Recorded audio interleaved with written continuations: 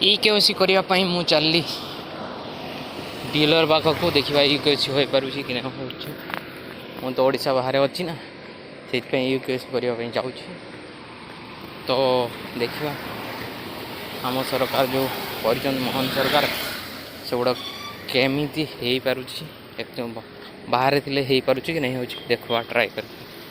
ଚାଲି ଚାଲି ଯାଉଥାଉ, ବହୁତ ବଢ଼ିଆ ଚାଲନ୍ତୁ ଯିବା। ଲାଗୁଥାଏ ଏବଂ ପାର୍କ ପହଞ୍ଚିବା ପରେ ସେ ବଟରଫ୍ଲାଏ ପାର୍କ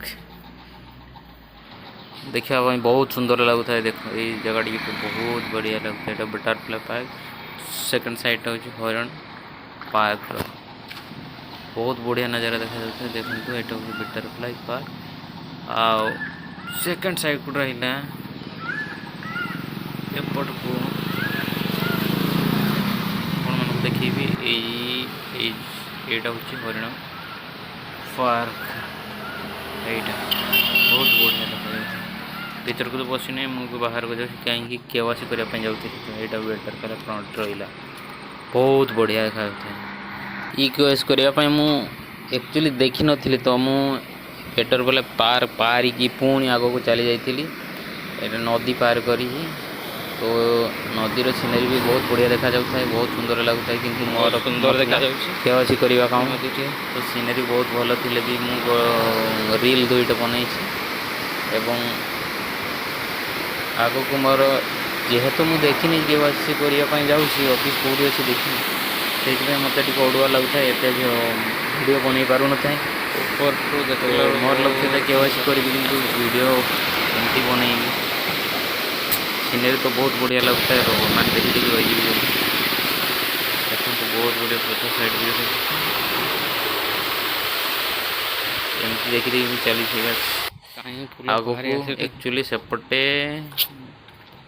ଯାଉ ଯାଉ ମୁଁ ବହୁତ ଖୋଜୁଥିଲି, କିନ୍ତୁ ଅଫିସ୍ ମିଳିଲା ନାହିଁ। କେଉଁ ପୁଣି ଜାଗାକୁ ସେପଟୁ ଟିକେ ବାଟରେ ପଚାରିକି ହିଁ ଦେଖିବା କ'ଣ ହେଉଛି। ଦେଖିବା କେତେ ଦୂର ଯାଉଥିଲି, ଖୋଜୁଥାଏ, ପୁଣି ଚାଲି ଚାଲି ଯାଇଥାଏ। ଆଉ ସେପଟେ ହୁଏତ ଅଫିସ୍ ଅଛି, ସେଗୁଡ଼ାକୁ ଦେଖିକି ଯିବି ଆଗକୁ, କିନ୍ତୁ ସେପଟେ ଅଫିସ୍ ନଥିଲା। ପୁଣି ମୋତେ ରିଟର୍ଣ୍ଣ ଫେରିବାକୁ ପଡ଼ିଲା।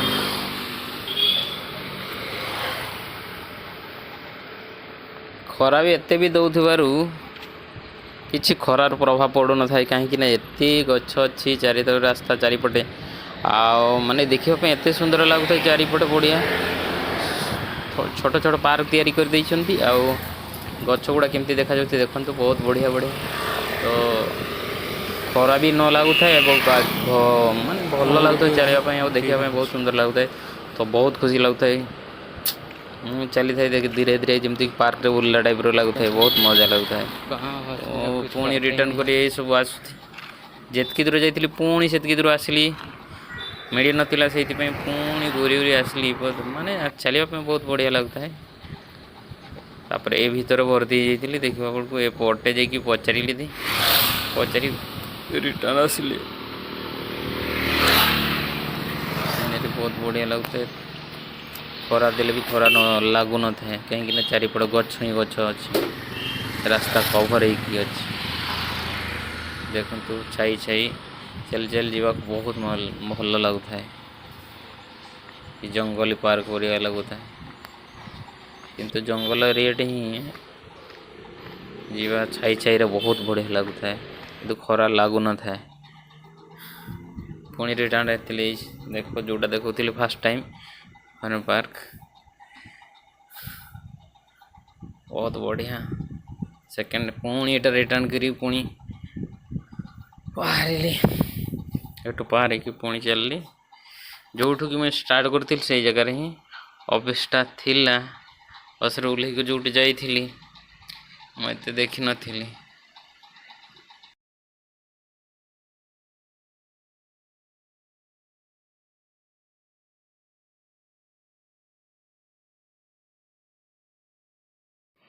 ଏଠି ଆସିକି ମୁଁ ସିକ୍ୟୁରିଟିକୁ ପଚାରିଲି, ଏଠି ରାସନ କାର୍ଡ଼ର KYC ହୁଏ କି ପଚାରିଲି। ତାପରେ ସିଏ କହିଲା, ହଁ ଉଧର होता है KYC, ऊपर सेकेंड फ्लोर में पूछ लो, କହିଲା ସିକ୍ୟୁରିଟି। ତାପରେ ମୁଁ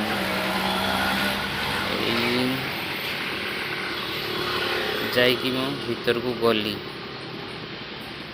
ये जगह KYC बोले कहले तापर मु भीतर को चलली एंट्री कली देखा से फास्ट फ्लोर गला बेल को कहले नहीं सेकेंड फ्लोर को जाओ तो मु सेकेंड फ्लोर को चलली किंतु गोटे जगार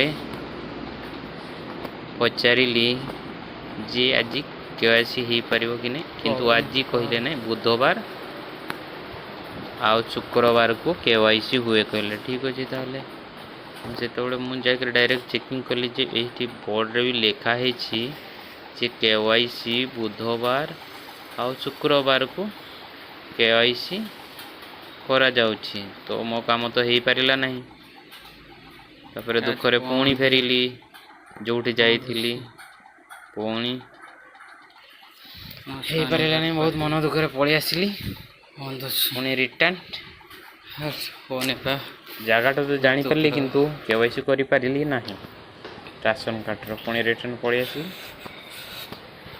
KYC करि नथिली ए जगटा बाहरिकी पलि आसिली जगटा देखिली किंतु पुणी आसबि बुधवार को KYC करने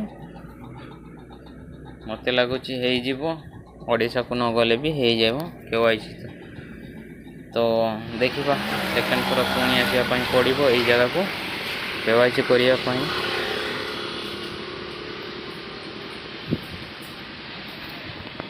तो एड्रेस तो जानीपारे ना तो KYC नेक्स्ट टाइम मुझे करी क्योंकि ऑनलाइन माध्यम रे हो नहीं कहले से आसी ना ऑनलाइन करने ट्राए करूली तो मो बस लगी जाइए स्टैंड रे तो मु ए बस रे एबे जो रूम को मु जाऊँगी सेठू मोर कम से कम 6-7 किलोमीटर दूर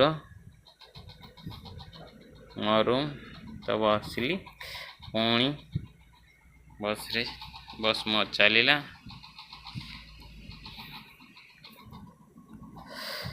भिडियोटी आपको केमिति लगिला कमेंट सेक्शन रे निश्चित जनइबे दर्शक बंधु आपन ये भिडियोटी केमिति लगिला निश्चित कमेंट माध्यम रे जनइबे शेयर कर कहिबे और ब्लॉग टी भल थिले सब्सक्राइब और ब्लॉग निश्चित करने ପାଇଁ भूलिबे नहीं तो ये भिडियोटी रे मोर एतिक रे मु शेष करछि बाय बाय।